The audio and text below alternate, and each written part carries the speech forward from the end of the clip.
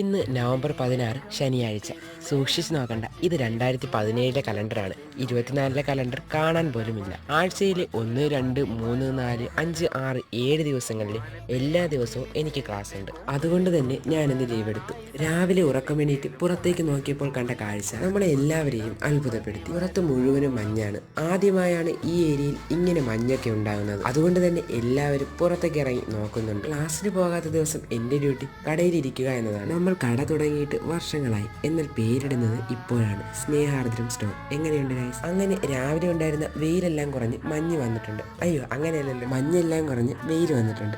ഈ സമയത്ത് ഒരു ചായ അത് മസ്റ്റാണ് അല്ലേ? അങ്ങനെ ചായയൊക്കെ കുടിച്ചു കഴിഞ്ഞ് 1:30 ആയപ്പോഴത്തേക്കും ഞാൻ കട അടച്ചു. വൈകുന്നേരം ഒരു 4, 4:30 ആയപ്പോഴത്തേക്കും ഞാനും ചേട്ടനും വിചാരിച്ചു ഒന്ന് വനത്തിലോട്ടൊക്കെ ഒന്ന് പോകാമെന്ന്. അങ്ങനെ വണ്ടി ഓടിച്ച് വനത്തിലൂടെ നമ്മൾ കുറച്ചു നേരം സഞ്ചരിച്ചു.